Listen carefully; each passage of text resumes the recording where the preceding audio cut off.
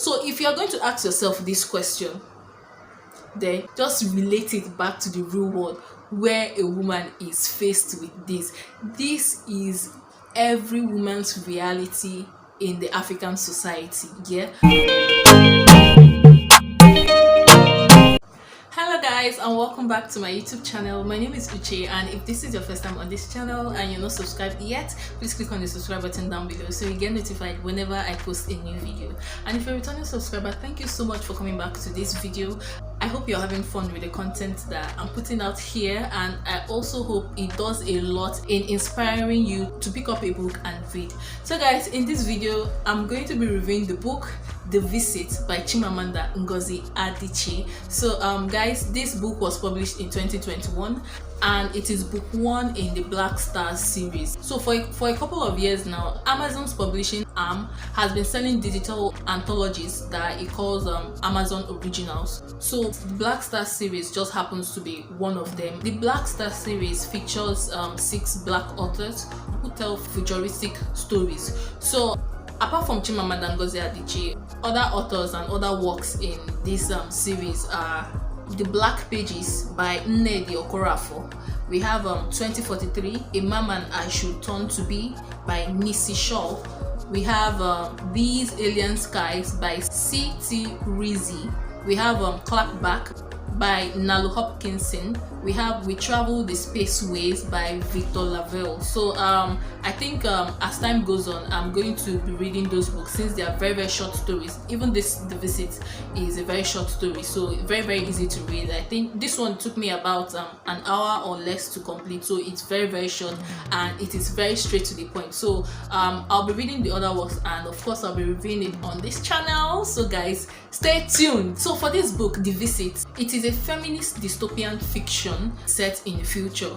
So at first, when I saw the Black Stars series and I saw that Chimamanda Ngozi Adichie had a book in this series, I felt okay, if this book was going to be futuristic and it's going to be a science fiction.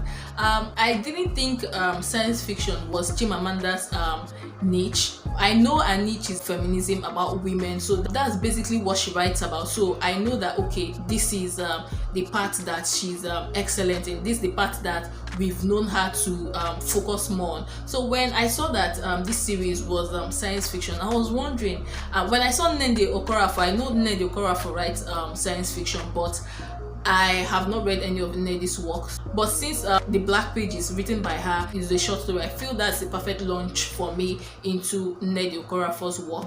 But coming back to Chimamanda Ngozi Adichie, I didn't know what to expect when I started reading this book. I didn't know what it was going to be, but as soon as I read this book, I just cannot help but applaud the way she excellently infused her style of work into a futuristic setting. Guys, if you've not read this book, I don't know for you, but I feel everybody should read this book. Everybody should just read this book. This book is the bomb. So this book tells the story of Obinna, his childhood best friend Eze, and his wife Amara. So the way this book is set, the way this book is written, it's a role reversal kind of book. So now we know the way the society is. There are things such as gender roles. So now what the author does in this book is to switch gender roles. She lets the man walk in the shoes of the woman. Let's see how it's going to be. So I feel by doing this, she has done a whole lot. She has done a whole lot of expose just to see an everyday woman's reality. It will seem outrageous that Chimamanda has chosen to write this kind of book, but if it's outrageous to you that is reading it, then just look at what the African society is like, because it's just the perfect mirror. So here the man is made to take on the role of a woman in the society as it is, while still maintaining his biology or his physical makeup. If you look at it with the way it is written in this book, and when you relate it to reality, you see that women are at a very big disadvantage, but people are just silent about it. People have just accepted it as the norm because, oh, it's what we met, so it's what we are going to live, it's what we are going to pass down generation to generation. But I feel a great misdeed is being done to the women folk. So here in this book, Obinna maintains the role as the husband while his wife is Amara. But now the situation is different. Amara is the one who is the provider in the family. She's the one who goes out to work. She's the one who brings the money in, while Obinna is the stay-at-home dad, the one that had a very promising future in poetry, that wrote very good poems, but of course he could not pursue his dreams of being a well-known or an established poet, and that was because his wife Amara told him that didn't make sense. He had to stay home and take care of their children, take care of the families, because it was going to affect their own career. Amara was getting promotion after promotion at work, but of course Obinna could not try to venture to want to follow his dreams of being a poet, because they have children already, and he was to take care of their children and just put all his efforts in ensuring that they have a happy home.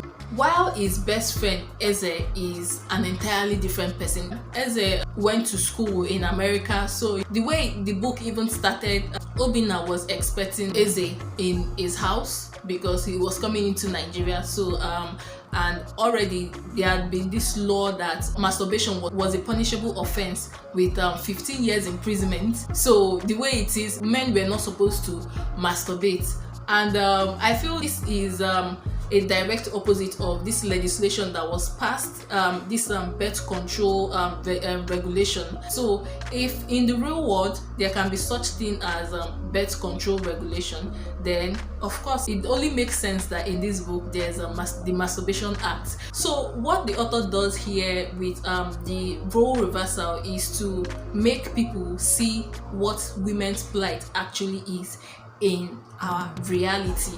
I know naysayers will want to argue, but then what do you want to argue about? Are you trying to say a woman is less than a man?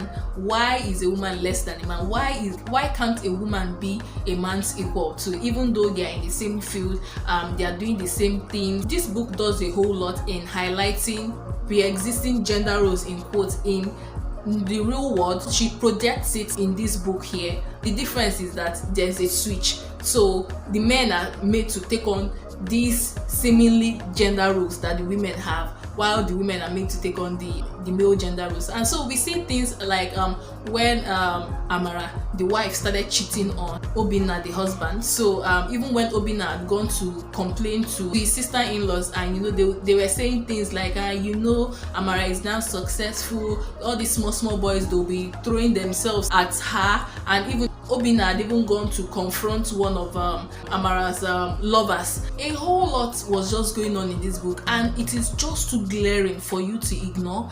And even the police is not even left out of this, because at the point when Obinna and Eze went out to a club, and when they were coming back, the police were there, talking to them about how they are dressed, that, oh, if you had told me that you were married, I would not have stopped you, that kind of thing. So it just feels like, for you to be accepted as a woman in our African society, you have to be married. Even when you're married, it only makes it a bit better, but you're not out of harm's way. But they just accord you this respect. Oh, that person wife, we just leave them. We also see the surprise that Eze felt when you that used to write such good poems while we were in school, and you just settled for being a full house husband. So Amara did not give Obinna the opportunity. Even when the opportunity arose, Amara did not give Obinna the chance to pursue his writing career, and that's because there is this fear that he shouldn't be more successful than his wife Amara. And I just could not help but just cast my mind back to The Second Class Citizen by Chimamanda, where Ada wrote her first book, and rubbish husband Francis burnt the book because, of course, it was not right for the wife to be more successful than her husband. So we just see how Obinna has to compromise his future, settle for the mediocre just to stroke someone's ego. Obinna was doing things to the detriment of himself. Why is it that it's his wife Amara that has to go out and be out there, that has to be successful in her career, while he's there at home, accepting whatever comes to him? Even when the relationship he has with his wife was no longer as it was in the beginning, Amara was now busier. He just has to make do with whatever is in the house with his main focus on taking care of the family and taking care of the house, why is it that he has to be less of himself? He has to put himself in this box, even though he has so much potentials and he can do a whole lot of good. Why does he have to forget about his dreams? Why does he have to forget about his life and almost like have no life just because he's married? So if you're going to ask yourself this question, then just relate it back to the real world where a woman is faced with this. This is every woman's reality in the African society. Yeah. So I mean, I cannot but commend Chimamanda Ngozi Adichie for taking this route, for writing this book this way. I feel if other things that other authors or even she herself have been writing about feminism, if it has been lost on readers, I feel this one, they won't go scot-free. Nobody will go scot-free because it's just so glaring. It's too arresting for you to ignore. If you're going to read this book to the end, you will ask yourself why. I just kept on asking why, just to think that it was not right. It was not right that, okay, this thing that was happening in Obinna and Amara's life, and if I'm saying it's not right, but look at what is happening in normal African society. So the difference here is just that the men are made to walk in the woman's shoes. So you know how it feels. The fact that some women have just accepted it and oh, it's society, it's just the way it is, doesn't make it right. The fact that this thing happens, it doesn't make it right. You have to question the status quo. Yeah, if it's not seemingly right, you have to question it. Why is it this way? Why is it so? So guys, this book is just god. I mean, if I am going to sit down here, I'm going to keep on gushing about this book, but I know that I have to wrap up as soon as possible. But guys, if you've not read this book, please just do well to read this book. It's available on Amazon, and just like I've said before, I'll be reviewing other books in the Black Star series, and I just want to applaud this author for taking out the initiative to write this book. I mean, I feel like this is a dream come true. Yeah, this book is just everything for me. If you've not read this book, you're sleeping on a bicycle. This book is just self-explanatory. It's just there. I mean, the fact that it is fiction, so there's a story, you have a character to look forward to, so their stories surrounding their lives, that kind of thing. And even Eze, when he was growing up, he had said he was not going to get married. So you just see why it is that in the real world there are women who don't want to get married.